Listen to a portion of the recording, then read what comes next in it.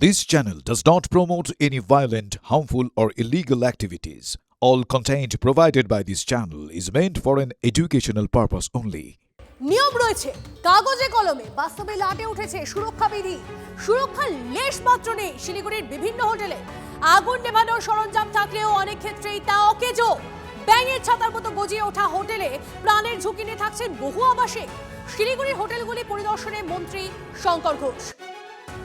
আর সেই ছবি সরাসরি দেখছেন আপনারা।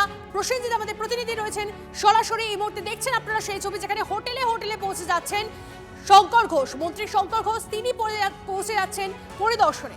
লাইভ দেখছেন সেই ছবি TV9 বাংলায়।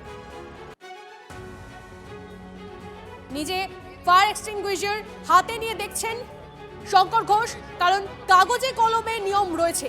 সেই নিয়ম বাস্তবে কতটা কার্যকর, যাতে অপ্রীতিকর কোনো ঘটনা এড়ানো যায়, তার জন্য নিজে মন্ত্রী পৌঁছে যাচ্ছেন। সেই ছবি আপনারা দেখছেন। প্রসেনজিৎ, এরকম ঠেলিস না, সবসময় তো আমি থাকি।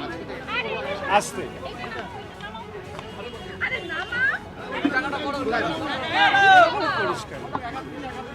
বললাম, প্রথমে তো আপনাদেরকে ধন্যবাদ, আপনারা এসেছেন। সাম্প্রতিককালে দুটো দুর্ঘটনা ঘটেছে এবং সেখানে কিছু মানুষের মৃত্যু হয়েছে।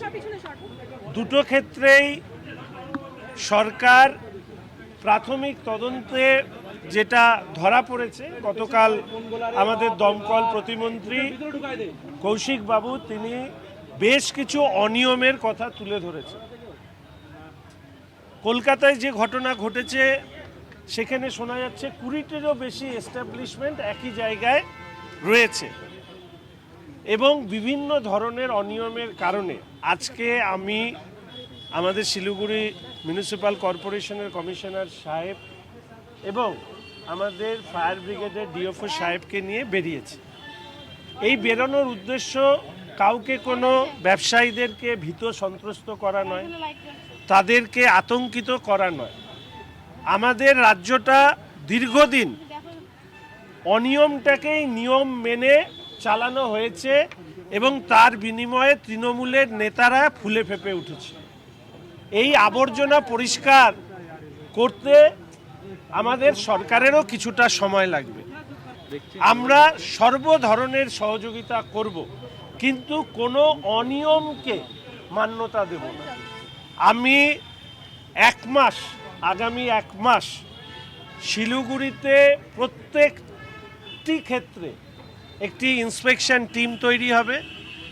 কর্পোরেশন, ফায়ার ব্রিগেড, পুলিশকে সামনে রেখে এবং বিদ্যুৎকে সামনে রেখে, কেননা অনেক ক্ষেত্রে দেখা যাচ্ছে যে এসিতে শর্ট সার্কিট হচ্ছে ওভারলোডিংয়ের কারণে। ফলে এই চারটে বিষয়কে সামনে রেখে এখন থেকে আচমকা পরিদর্শন করবেন এবং তার মধ্যে কোনো ত্রুটি যদি পাওয়া যায়, সেই যেটাই হোটেল, রেস্টুরেন্ট, মল ইত্যাদি যাই হোক না কেন, সেটাকে ক্লোজ করে দেওয়া হবে। এবং যতক্ষণ না পর্যন্ত পুরো বিষয়গুলো রিভিউড হয়ে নিয়ম অনুযায়ী কাজ হবে না, ততক্ষণ এগুলো সিলড হয়ে যাবে।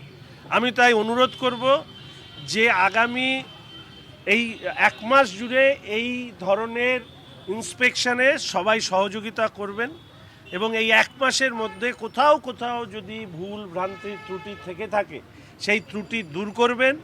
প্রত্যেক অ্যাসোসিয়েশনকে অনুরোধ করব, আপনারা আপনাদের মেম্বারদের রাজ্যের সরকারের নিয়মাবলী যা রয়েছে, ফায়ারের ক্ষেত্রে, বিল্ডিংয়ের ক্ষেত্রে, পাওয়ারের ক্ষেত্রে যা যা নিয়ম আছে, সেই নিয়ম যাতে সঠিকভাবে পালন করা হয় সেটাকে নিশ্চিত করবেন। কারো বিরুদ্ধে কঠোর ব্যবস্থা নেওয়ার অন্তত না জানিয়ে তার পক্ষপাতী আমি নই।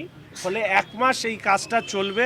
এই সময়কালে যাদেরই ভুল ত্রুটি পাওয়া যাবে তাদের দোকান, রেস্টুরেন্ট, হোটেল, মল লক করে দেওয়া হবে, সিজ করা হবে বা বন্ধ করে দেওয়া হবে। পরবর্তীকালে কাগজপত্র দেখানোর পরে সেগুলো খোলা হবে। আমি আশা করি